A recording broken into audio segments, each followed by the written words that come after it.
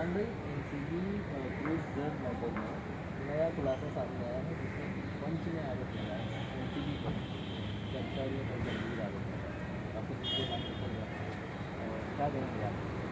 देखिए, सबसे पहले मैं एक लॉयर होने के नाते मैं जुडिशरी के हवाले से बात करना चाहूँगा कि जिस तरह से धीरे धीरे ऐसे ऐसे खुलासे हो रहे हैं, अब पंच की क्या भूमिका रही इसमें बहुत सारे पंच ऐसे भी थे जो आरोपी थे, जो फिलहाल एब्सकॉन्ड है, जिन्हें आर्यन खान के साथ कोर्ट में ले जाते हुए देखा गया। ऐसी बहुत सारी चीज़ें आई और सही कहीं ना कहीं इस केस को एनसीबी द्वारा जो मजिस्ट्रेट कोर्ट में प्रोड्यूस किया गया तो उसके बाद उनकी बेल रिजेक्ट कर दी गई, जबकि जो सेक्शन लगाए गए हैं 88C, 20B, 27 एंड 35 जो नारकोटिक्स एक्ट में आते हैं 1985 में, जिसमें से सिर्फ एक सीरियस ऑफेंस है 20B, जिसमें 10 साल से ज़्यादा का सज़ा का प्रावधान है। लेकिन वो भी जब है जब ये कोई उस ट्रैफिकिंग केस में हो या फिर सप्लाई करते हो या फिर कुछ और अन्य इश्यूज में। ठीक है, वो जुडिशरी का फैसला है, माननीय न्यायाधीश पे हमें पूरा भरोसा है। जिस तरह से प्रक्रिया चलेगी, हम जिस तरह से ऑर्डर जो पास हुआ है सेशन कोर्ट का, हम उसे पढ़ के फिर हो सकता है कि जो सीनियर काउंसिल है माननीय शिंदे जी और देसाई साहब, उसमें हाई कोर्ट में जो 26 को मैटर रखा गया है उसमें बेल आर्ग्यूमेंट होगा और सच का सच। देखिए, सत्य परेशान हो सकता है, पराजित नहीं हो सकता। जिस तरह से भूमिका रही एनसीबी की या फिर क्रूज पार्टी में जितने लोग थे, क्या सभी उसमें आरोपी थे? क्या सभी लोगों ने कंज्यूम किया था या फिर उन्हें कोई सप्लाई कर रहा था? जिस तरह से मद्देनजर देखा जाए, ये केस को क्यों हाईलाइट किया जा रहा है, जबकि इससे पहले ऐसे बहुत सारे केसेस हुए हैं और सेम डे उनकी बेल भी हो गई। लेकिन पता नहीं, हो सकता है एक विशेष व्यक्ति, विशेष पार्टी के द्वारा ये सब प्रकरण चल रहा है। लेकिन हमें जुडिशरी पे पूरा भरोसा है और कहीं ना कहीं देखिए, जिस तरह से हाल ही में ऑफिसरों के भी स्टेटमेंट आए हैं कि आप सीबीआई जांच करवा लीजिए, हाल ही में जैसे बहुत सारे लोग हैं, तो जिस तरह से नेता भी आरोप प्रति आरोप लगा रहे हैं, हो सकता है उनका क्या इसमें पर्सनल इंटेंशन है, वो तो वक्त आने पर सब जवाब आपको मिल ही जाएगा। लेकिन क्या लगता है अब क्योंकि ड्रग्स के खिलाफ जंग बड़ी बहुत ज़रूरी अहम चीज़ है, तो वो एनसीबी की तरफ से की जा रही है, तो आप कहीं कहीं इसमें एक राजनीति आगे के नाम कह रही है या फिर कहीं इसको पॉलिटाइज किया जा रहा है, राजनीतिक पार्टी उतरी है?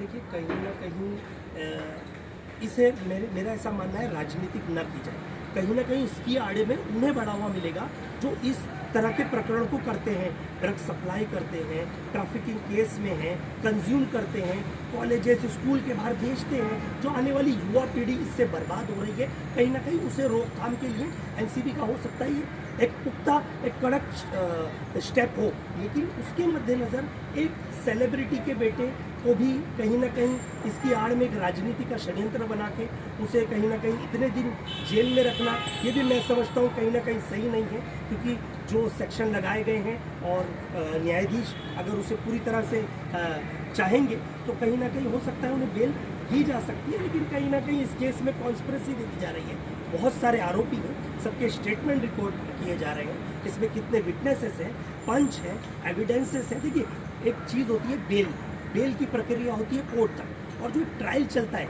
उसके बाद वो आरोपी तहत कहलाया जाता है कि वो कन्विक्टेड था या फिर एक्विटल था, वो ट्रायल के बाद ही पता चला। अभी हम किसी को ये नहीं कहेंगे ये आरोपी है।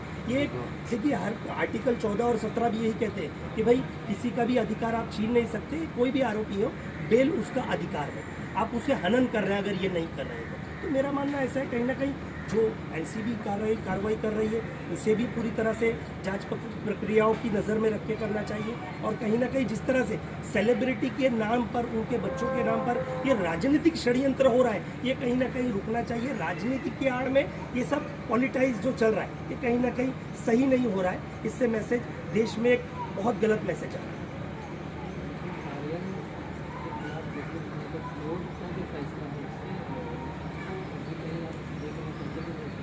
नहीं, कोर्ट के फैसले को देखिए, जुडिशरी, मैं एक लॉयर हूँ, जुडिशरी को मेरे सर्वप्रथम मैं उनके ऑर्डर का मान सम्मान करता हूँ। लेकिन मैं ये कहना चाह रहा हूँ कि हर एक आरोपी का एक अधिकार है, बेल उसका अधिकार है, उसे हम हनन नहीं कर सकते। लेकिन जहाँ पर एनसीबी ने ये सवाल उठाए हैं कि एक व्हाट्सएप चैट के मद्देनज़र रखते हुए आर्यन को बेल नहीं दी जा सकती, हो सकता है कि वो ड्रग्स ट्रैफिकिंग केस में इंटरनेशनल पैडलर्स के साथ मिले हो।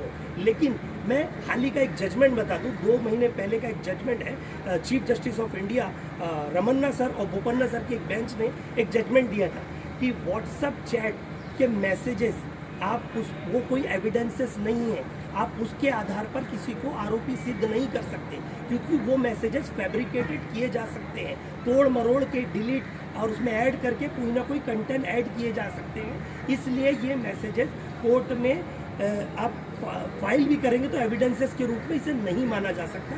तो कहीं ना कहीं इस चीज़ों को भी एनसीबी को, ये जो भी जांच एजेंसी है, उसे देखना चाहिए।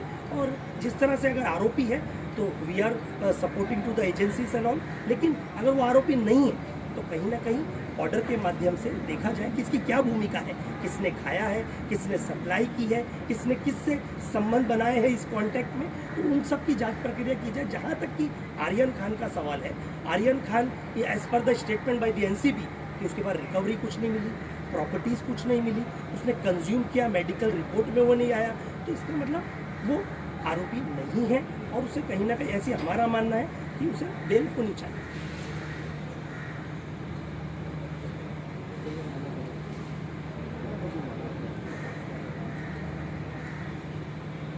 मामला न्याय प्रविष्ट है, न्यायालय में क्या लगता है आपको? आने वाले दिनों में न्यायालय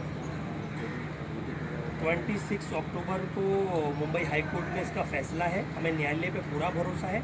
आर्ग्यूमेंट होगा, जो जीरा बहस होगी उसमें इन्वेस्टिगेशन होगा, जो लास्ट 2 ऑर्डर में जो मेट्रोपॉलिटन सेशन जजेस के जो ऑर्डर हैं उसे पढ़कर रीड कर इसमें आर्ग्यूमेंट किए जाएंगे।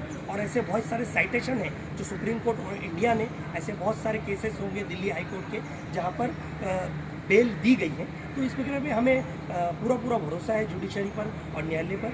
हो सकता है आने वाले वक्त में जो भी होगा फैसला आपके सामने।